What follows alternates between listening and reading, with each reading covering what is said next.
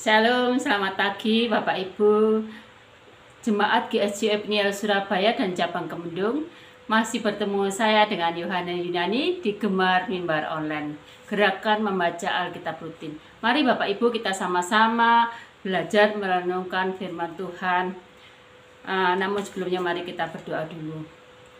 Allah Bapa di surga, Tuhan Yesus yang kami sembah, kami rindu untuk saat ini boleh belajar merenungkan firman Tuhan.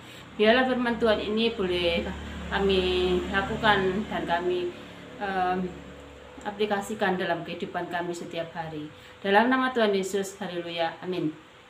Bapak Ibu yang dikasih Tuhan, puji nama Tuhan. Hari ini saya terberkati firman Tuhan di dalam Amsal 25 ayat 21 sampai dengan 22. Demikian bunyinya.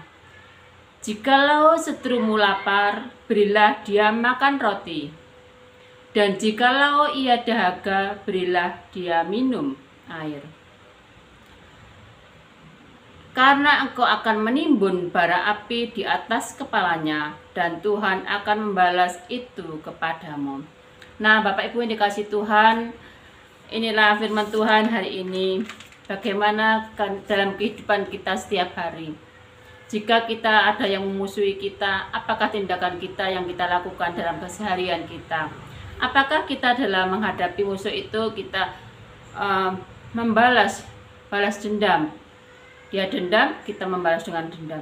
Dia benci, kita membalas kebencian. Atau dia memaki, kita balas memaki. Atau dia sakit atau kelaparan, ya biarin aja, wong dia musuhku, yang memusuhi aku, enak aja dia harus aku tolong. Nah, saudaraku dikasih Tuhan Yesus, apakah itu yang kita lakukan dalam setiap hari kita? Atau kalau kita tidak peduli sama sekali kalau dia itu musuh kita dan dia musuh kita, dia selalu menghina kita, tetapi kita membalas dengan hinaan, atau dia bahkan memukul, kita balas memukul. Nah, saudaraku dikasih Tuhan, dalam kehidupan sehari-hari kita sebagai anak Tuhan, kita harus beda. Kita harus beda apa yang kita lakukan setiap hari. Firman Tuhan mengatakan jelas sekali di dalam Amsal 25 ayat 21 ini. Jikalau seterumu lapar, berilah dia makan roti. Dan jikalau ia dahaga, berilah dia minum air. Karena engkau akan menimbun bara api di atas kepalanya, dan Tuhan akan membalas itu kepadamu. Nah, saudara dikasih Tuhan, mengapa? Saudara tahu bara api? Bara api yang panas sekali ya.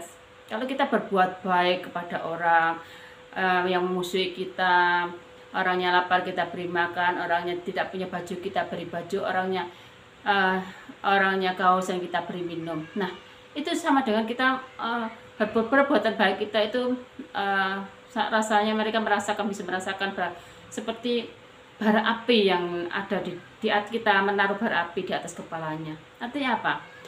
Nah, kalau kita melakukan kebaikan dan terus melakukan kebaikan, maka orang itu sendiri yang akan dirubah oleh Tuhan. Orang itu sendiri yang akan dibentuk oleh Tuhan sehingga orang itu menjadi baik. Nah, intinya saudaraku dikasih Tuhan, kita sebagai anak-anak Tuhan, kita tidak boleh membalas kejahatan dengan kejahatan. Nah, seperti yang dikatakan di dalam Matius 5 ayat 44, tetapi aku berkata kepadamu, kasihilah musuhmu dan doakanlah bagi mereka yang menganiaya kamu. Nah, saudara dikasih Tuhan, firman Tuhan mengatakan kasihilah musuhmu, ya, kasihilah musuhmu dan doakanlah. Tuhan tidak mengajari kita balas dendam. Tuhan tidak mengajari kita kejahatan dibalas kejahatan, tetapi kita diajari kasih oleh Tuhan. Tuhan mengajari kita kasihilah musuhmu, karena ajaran Tuhan satu-satunya adalah mengasihi. Ajaran terbesar Tuhan adalah kita mengasihi sesama manusia seperti mengasihi diri kita sendiri. Nah, saudaraku yang dikasihi Tuhan, seperti di dalam Matius ya saudara, di dalam Matius Matius 7 ya, Matius 5 ayat 44 tadi ya. Tetapi aku berkata kepadamu, kasihilah musuhmu dan doakanlah bagi mereka yang menganiaya kamu. Kita mendoakan, kita disuruh mendoakan mereka, saudaraku. Jadi tidak hanya kita memberi makan minum, tidak hanya kita membalas kebaikan, tetapi kita juga mendoakan mereka. Nah, dengan doa kita sangat penting, saudaraku, mendoakan musuh kita, ya. Itu adalah yang dikehendaki Tuhan. Sebagai anak-anak Tuhan, sebagai anak-anak Tuhan yang percaya pada Tuhan Yesus, maka kita harus taat. Taat dan taat selalu dengan ajaran Tuhan. Kita harus patuh, setia dengan ajaran Tuhan. Nah, saudaraku yang dikasih Tuhan, pagi hari ini kita dibentuk Tuhan untuk mengasihi musuh kita, ya. Dan selain itu, saudaraku, juga kita harus mengampuni musuh kita. Karena kita dengan mengampuni, kita akan diampuni oleh Tuhan. Kita baca Lukas 17 ya, Lukas 17 ayat 3 dan 4. Bentar ya, saudaraku. Lukas 17 ya, Lukas 17 ayat 3 dan 4. Lukas 17 ayat 3 dan 4. Jagalah dirimu, jikalau saudaramu berbuat dosa, tegurlah dia, dan jikalau ia menyesal, ampunilah dia. Bahkan jikalau ia berbuat dosa terhadap engkau 7 kali sehari, dan 7 kali ia kembali kepadamu dan berkata, aku menyesal, engkau harus mengampuni dia. Nah, saudaraku yang kasih Tuhan, sebagai anak-anak Tuhan, kita juga harus mengampuni apapun kesalahan musuh kita, apapun kesalahan mereka. Kita harus mau mengampuni. Mengampuni tidak hanya sekali 2 kali, bahkan 7 kali 7 dalam sehari, bahkan 70 kali 7. Bahkan intinya adalah kita tak terhingga mengampuni mereka. Nah, karena apa? Kalau kita mau mengampuni sesama kita, maka Tuhan juga akan mengampuni kita. Nah, itulah saudaraku yang diajarkan Tuhan kepada kita. Sebagai anak-anak Tuhan, kita harus taat. Tidak hanya saling berbuat baik, tetapi kita juga mendoakan. Tidak hanya juga mendoakan, tetapi kita juga mengampuni. Nah, saudara dikasih Tuhan, firman Tuhan pagi hari ini sangat memberkati saya.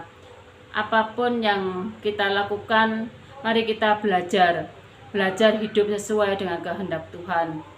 Sekalipun itu mungkin dirasa berat, tetapi mari kita mohon pimpinan Tuhan, mari kita mohon hikmat Tuhan, supaya kita taat dan setia di dalam Tuhan. Dengan taat dan setia kita bisa melakukan itu sesuai dengan kehendak Tuhan. Nah, saudara dikasih Tuhan, firman Tuhan hari ini sungguh memberkati kami, sungguh memberkati saya, kiranya juga memberkati Bapak Ibu semuanya di dalam kehidupan sehari-hari. Mari kita lakukan firman Tuhan ini dengan mengaplikasikan firman Tuhan hari ini, ya. Mengasihi musuh kita. Kalau dia lapar, kita beri makan. Kalau dia haus, kita beri minum. Tidak juga kita beri makan dan minum, tetapi kita juga mengampuni dia dalam kesalahannya. Dengan mengampuni dia, maka Tuhan juga mengampuni dosa kita. Nah, saudaraku, tidak hanya mengampuni, tetapi juga mendoakan yang terbaik. Doakan dia, doakan supaya dia menjadi orang yang baik. Doakan dia supaya setiap saat mereka hidupnya juga boleh berkenan di hadapan Tuhan. Dengan demikian, kita adalah pelaku-pelaku firman Tuhan, taat dan setia di dalam Tuhan. Mari Bapak Ibu, firman Tuhan pada hari ini cukup sampai di sini. Kiranya boleh memberkati Bapak Ibu dan Saudara. Sebelumnya mari kita tutup di dalam doa. Bapa, selamat pagi Tuhan, Engkau sangat baik dan sungguh baik. Terima kasih untuk firman Tuhan hari ini. Sebagian dari firman Tuhan sudah kami terima. Biarlah firman Tuhan yang kami sampaikan ini kiranya boleh menjadi berkat bagi pemirsa semuanya, bagi anak-anak Tuhan, dan bagi jemaat yang mendengarkan firman Tuhan. Tuhan, terima kasih Tuhan, berikan hamba-Mu pertolongan, berikan hamba-Mu hikmat marifat dari surgawi, supaya hamba-Mu ini bisa patuh dan taat setia di dalam Tuhan. Tidak hanya kami bisa mengasihi musuh kita, memberi makan dan minum pada mereka yang haus dan lapar, tetapi kita bisa juga, hamba-Mu bisa mengampuni mereka dan juga bisa mendoakan yang terbaik bagi mereka. Tapi kami yakin dan percaya Tuhan, kami mau taat dan setia sesuai dengan kehendak Tuhan, sehingga hamba-Mu ini boleh Engkau pakai menjadi teladan. Mari Tuhan, kami yakin dan percaya anak-anak Tuhan yang dikasih Tuhan mau taat dan setia di dalam Tuhan. Dan hari ini Tuhan, Kau tolong kami dalam setiap langkah kami, setiap aktivitas kami. Kiranya apa yang kami lakukan boleh teraplikasikan, boleh mengaplikasikan firman Tuhan sesuai yang Kau kehendaki. Dalam nama Tuhan Yesus, terima kasih. Haleluya, amin. Bapak Ibu dikasih Tuhan, selamat pagi, selamat beraktivitas, selamat bergemar. Tuhan Yesus memberkati. Haleluya, amin.